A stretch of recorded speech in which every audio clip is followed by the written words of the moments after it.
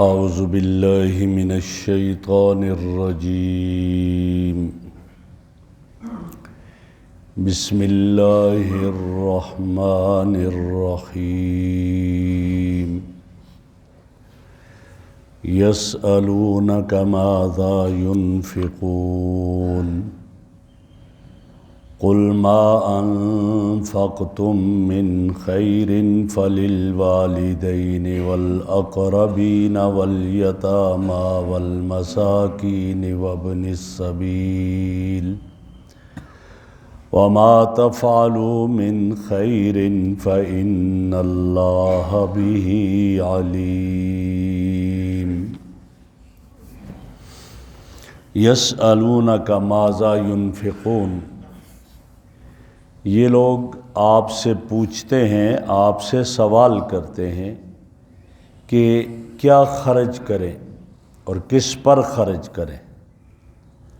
آپ سے یہ سوال ہو رہا ہے، قل آپ انہیں فرما دیجئے جواب میں، ما انفقتم من خیر، جو بھی تم مال خرچ کرو، فللوالدین، اپنے والدین کے لیے خرچ کرو، والاقربین، اور قریبی رشتہ داروں کے لیے، والیتامی، اور یتیموں کے لیے، والمساکین، اور مسکینوں کے لیے، وابن السبیل، اور مسافروں کے لیے۔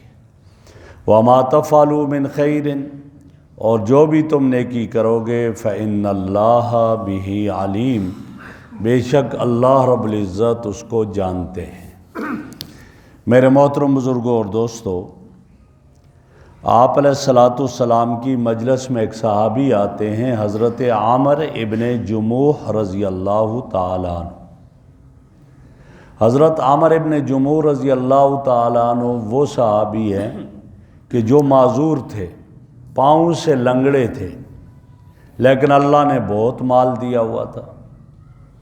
ان کی شہادت کا واقعہ تو بڑا مشہور ہے کہ جب گھر سے نکلے میدان احد کی طرف تو یہ دعا کر کے نکلے تھے، اللہم لا تردنی الی اہلی، اللہ مجھے اب گھر کی طرف واپس نہیں لوٹانا۔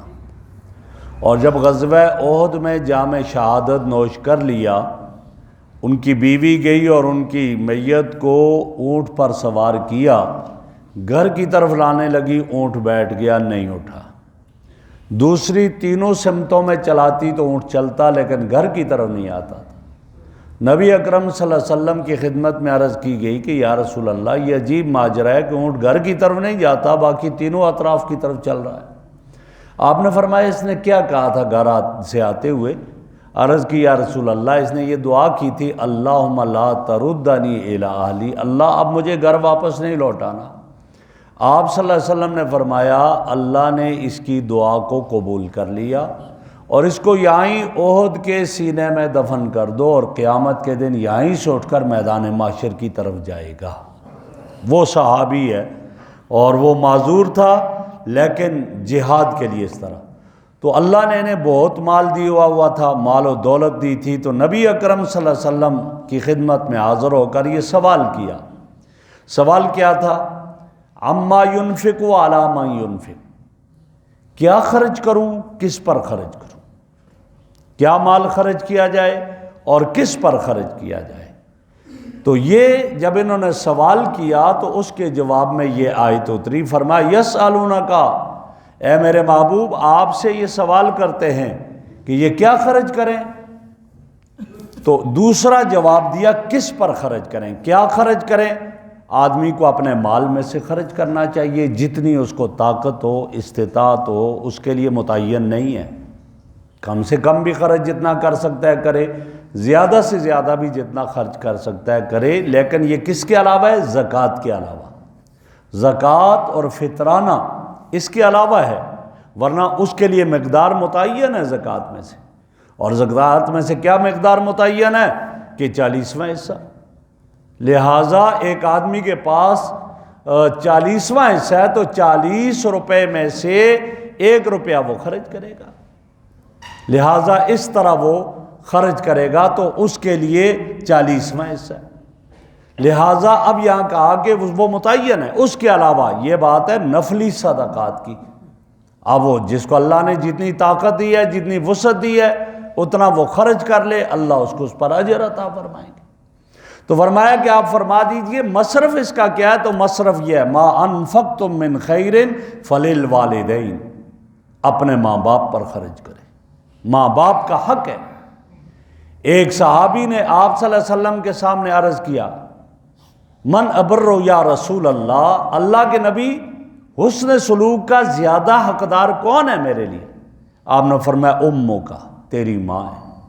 پھر سوال کیا یا رسول اللہ کس کے ساتھ سب سے زیادہ حسن سلوک کروں؟ فرمایا تیری ماں۔ تیسری مرتبہ سوال ہوا، پھر فرمایا تیری ماں، اور جب چوتھی مرتبہ سوال ہوا تو فرمایا ابا کا، تیرا باپ بھی ہے۔ تو گویا ماں باپ کے ساتھ حسن سلوک ہے، لیکن فرمایا کہ اگر دیکھو ماں باپ کی حالت کیسے ہے، مالدار نہیں ہے اگر، تو اولاد کے ذمہ ہے کہ اپنے ماں باپ پر خرچ کریں، اور اگر اللہ نے انہیں مالداری دی ہوئی ہے پھر ان کے ذمہ ہے جائیں، ان کے پاؤں دبائیں، ان کے پاس بیٹھیں، ان کی خدمت کریں، یہ ان کے ذمہ ہے۔ اسی طرح والدین کے ذمہ اولاد کا پرورش ہے، لہٰذا اولاد کو چاہیے اپنے ماں باپ پر صدقات خرچ کریں، اور والدین کو چاہیے کہ اپنی اولاد پر کریں۔ لیکن یہ بات ذہن میں رہے کہ ماں باپ کو زکوٰۃ دینا جائز نہیں ہے، جیسے ماں باپ کو زکوٰۃ دینا جائز نہیں، دادا، پردادا، لکڑدادا، سکڑدادا انہیں بھی دینا جائز نہیں، نانا، پرنانا وغیرہ ان کو بھی زکوٰۃ دینا جائز نہیں۔ باپ بیٹے کو زکوٰۃ نہیں، اولاد کو دینا زکوٰۃ جائز نہیں ہے، بیٹا، بیٹی، پوتا، پوتی، نواسا، نواسی ان کو زکوٰۃ دینا جائز نہیں ہے۔ ان کے ساتھ تعاون کیا کرے؟ اگر یہ غریب ہیں، مفلس ہیں، تو ان کے ساتھ تعاون اور مد سے کرے۔ بھئی ایک آدمی 40 میں سے 1 روپیہ جب دے رہا ہے، 39 روپے تو اس کے پاس ہے نا، ان میں سے خرچ کرے ان پر۔ جب ان میں سے خرچ کر لے گا تو لہٰذا یہ اس کے لیے ہو جائے گا۔ تو اس وجہ سے ماں باپ کو زکوٰۃ دینا، اسی طرح سید کو زکوٰۃ دینا جائز نہیں ہے۔ کہتے جی سید کو نہیں دیں گے، وہ بیچارہ غریب مفلس ہے، مفلس غریب ہے، لیکن آپ جو ایک زکوٰۃ کا آپ کے پاس 40واں پیسہ ہے، اس کے علاوہ جو اتنے وہ اس میں سے دے نا، اس میں سے خرچ کر لیں، وہ حق بنتا ہے ان کا، لہٰذا اس میں سے خرچ کرنا چاہیے۔ تو فرمایا کہ والدین کے ساتھ جو ہے وہ ان پر خرچ کیا جائے اور ان کو دیا جائے۔ اب جب انہیں دے گا ڈبل اجر ملے گا والدین کو دینے پر۔ ایک کیا؟ ماں باپ ہیں، ایک صدقہ کا اور دوسرا ماں باپ حسن سلوک کا، اس کو اجر ملے گا۔ والاقربین، اور اسی طرح زکوٰۃ، چونکہ مال میں صرف زکوٰۃ ہی کافی نہیں ہے، زکوٰۃ کے علاوہ اور بھی مال میں سے صدقہ دیا جاتا ہے، تو فرمایا قریبی رشتہ داروں کو بھی دو۔ دیکھو غریب ہے، بھائی بہن دوسرے، ان کو بھی دے دیا جائے، ان پر بھی ڈبل اجر ملے گا دینے پر۔ ایک کیا ہے؟ صدقہ کرنے کا، اور دوسرا صلہ رحمی کا، صلہ رحمی ہو جائے گی، اس نے سلوک، اس کا اجر ملے گا۔ لہٰذا تمہارے قریبی رشتہ دار وہ بھی اس کے زیادہ حقدار ہیں۔ ماں باپ اولاد کے علاوہ رشتہ داروں کو، بہن بھائی، ان کو زکوٰۃ دی جا سکتی ہے۔ اس وقت زکوٰۃ دی جا سکتی ہے کہ جب وہ اس کے ساتھ نہ رہ رہے ہوں اور ان کا خرچہ اس کے ذمہ نہ ہو۔ اس طرح فرمایا والیتامى، یتیموں کے ساتھ ان پر خرچ کرو، یہ مصرف مال ان کے لیے ہے، ان پر خرچ کیا جائے۔ میرے آقا نے فرمایا جو شخص یتیم کے سر پر شفقت کا ہاتھ رکھتا ہے، اس کے ہاتھ کے نیچے جتنے بال آئیں گے اللہ اتنی نیکیاں اس کو عطا فرمائیں گے۔ تو جب ہاتھ رکھنے سے اتنی نیکیاں ہیں تو اس پر خرچ کرنے پر کیا کچھ اللہ دے گا۔ لہٰذا اپنے علاقے میں، اپنے محلے میں دیکھا جائے، رمضان ہے، رمضان میں دیکھا جائے ان کا چولہا کیوں نہ جلے، ان کا خرچہ کیوں نہ میں اٹھا لوں، میں کیوں نہ ان کے لیے خرچ کر لوں۔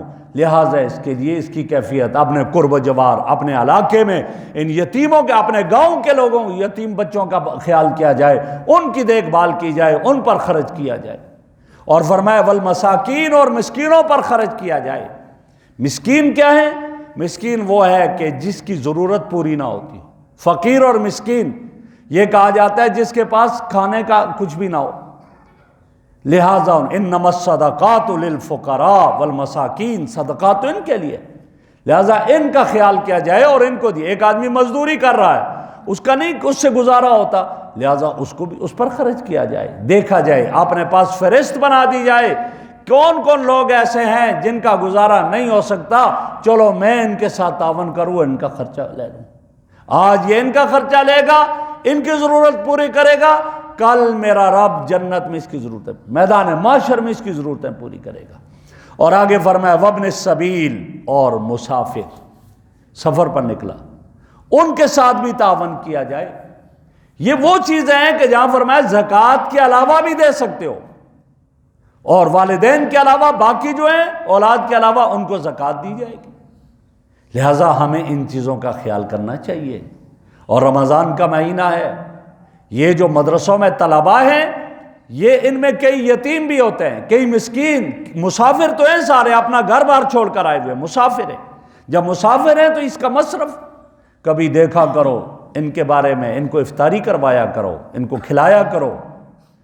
حضرت مولانا مفتی تقی عثمانی صاحب دامت برکاتہم العالیہ نے ایک واقعہ نقل فرمایا محمد نام کے 3 بڑے بزرگ گزرے ہیں، ایک تھے حضرت محمد ابن جریر طبری رحمہ اللہ، دوسرے تھے محمد ابن نصر، اور تیسرے تھے محمد ابن المنذر۔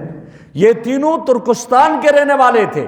انہوں نے کہا ہم بغداد چلتے ہیں پڑھنے کے لیے، علم حاصل کرنے کے لیے۔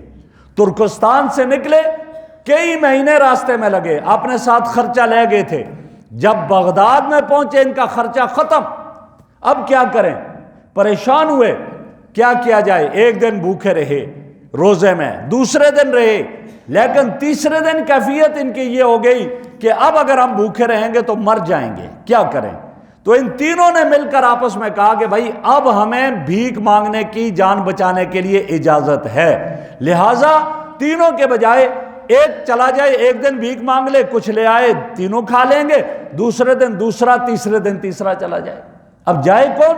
قرآن اندازی کی، قرآن اندازی کی تو اس میں محمد ابن جریر طبری رحمہ اللہ کا نام نکلا، بہت بڑے یہ گزرے ہیں اور تاریخ طبری ان کی بڑی مشہور ہے۔ انہوں نے کہا جی آپ کا نام نکلا ہے، اب آپ کو جانا چاہیے۔ انہوں نے کہا اچھا مجھے اجازت دو، میں 2 رکعت نفل ادا کر لوں۔ کہا ٹھیک ہے کر لو۔ اب یہ اٹھے اور انہوں نے 2 رکعت نماز نفل ادا کی، اور ادا کر کے روئے اللہ کے سامنے کہ یا اللہ آج تک کسی کے سامنے ہاتھ نہیں پھیلایا، مجھے نہیں طریقہ آتا، تیرے سوا کسی کے سامنے ہاتھ نہیں پھیلایا، لہٰذا میں تیرے ہی سامنے ہاتھ پھیلاتا ہوں، یہ صورتیں مقدر کر دے کہ میں کسی کے سامنے ہاتھ نہ پھیلاؤں۔ ابھی وہ دعا سے فارغ نہیں ہوئے تھے کہ وہ بغداد میں جس محلے کی ایک مسجد میں ٹھہرے ہوئے تھے، دروازے سے آواز آئی تینوں کا نام لے کر، محمد ابن جریر، محمد ابن نصر، محمد ابن المنذر، کہاں ہیں؟ آ جاؤ آپ کے لیے کھانا آیا ہے۔ وہ تینوں حیران کہ بغداد میں ہمیں جانتا ہی کوئی نہیں، ہمارا نام ہی کوئی نہیں جانتا، اور یہ نام کون لے رہا ہے اور ہمارے لیے کیا ہے؟ جا کر اس آدمی سے پوچھا بھائی کیا لے کر آئے، تمہیں ہمارا نام کس نے بتایا؟ اس نے کہا یہ بغداد کے بادشاہ نے آپ کے لیے کھانا بھیجا ہے۔ اور بغداد کے بادشاہ، کہا ان کو ہمارا نام کس نے بتایا؟ کہا وہ سو رہا تھا، نبی اکرم صلی اللہ علیہ وسلم خواب میں آئے، اور نبی اکرم صلی اللہ علیہ وسلم نے فرمایا میرے مہمان بھوکے ہیں ان کو کھانا کھلاؤ، اور نبی اکرم صلی اللہ علیہ وسلم نے خواب میں تم تینوں کے نام اس کو بتائے بغداد کے بادشاہ کو، اور یہ تمہارے لیے کھانا اس نے بھیجا ہے۔ یہ کہ رسول اللہ کے مہمان ہیں۔ ہمارے بہت بڑے بزرگ گزرے، آپ جانتے ہیں یہاں کئی دفعہ تشریف لائے تھے، حضرت مولانا قاضی عبدالرشید صاحب رحمہ اللہ، جو وفاق المدارس کے ڈپٹی سیکرٹری جنرل تھے۔ انہوں نے فرمایا اپنا واقعہ کہ میں ایک دفعہ لاہور میں گیا، ایک پروگرام میں ایک شخص نے کہا آپ کو آج میری دعوت ہے، صاحب نسبت آدمی تھا، کہا میں اس کے ہاں چلا گیا کھانے پر، اس نے کہا آپ کو ایک عجیب قصہ سناتا ہوں۔ پوچھا کیا؟ کہا میں نے خواب میں نبی اکرم صلی اللہ علیہ وسلم کو دیکھا، آپ نے فرمایا میری دعوت کرو۔ میں حیران کہ آپ کی دعوت کیسے؟ میں صبح اٹھا اور لاہور کے بڑے بڑے بزرگ علماء کی فہرست بنائی، ان کو بلایا، دعوت کی، کھانا کھلایا، وہ چلے گئے۔ رات کو پھر خواب دیکھا، فرمایا میری دعوت کرو۔ میں سمجھا جو رہ گئے ان کی، چلو جو رہ گئے تھے ان کی بھی دعوت کر لی۔ پھر بھی آپ خواب میں آئے تو میں نے پوچھا یا رسول اللہ آپ کی کیا دعوت کروں، کیسے کروں؟ فرمایا یہ جو دین پڑھنے والے طلباء ہیں یہ میرے مہمان ہیں، ان کی دعوت کرو گے تو میری دعوت ہوگی۔ تو اس لیے کبھی ان لوگوں کے بارے میں ماشاءاللہ آپ کو تو اللہ نے عزتیں عظمتیں دی، آپ ہمیشہ خیال رکھتے ہیں، دیکھتے ہیں، اور یہ وہ بچے ہوتے ہیں جو اپنے ماں باپ کو چھوڑ کر آئے، ماں باپ کی محبت نہیں ہے ان کے پاس، لیکن آپ وہ لوگ ہیں الحمدللہ یہاں ان کو ماں باپ والی محبت دیتے ہو۔ کتنوں کو میں نے دیکھا بچے کے سر پر ہاتھ پھیر کر کتنا خوش ہوتے ہیں، اللہ رب العزت ان خوشیوں میں اضافہ فرمائے۔ آج یہاں آپ خوش، انہیں خوش کرتے ہیں، کل پل صراط پر آپ خوش ہوں گے، میدان محشر میں آپ خوش ہوں گے۔ تو بہرحال یہاں یہی فرمایا کہ یہ ہے مصرف اور ان پر خرچ کرو۔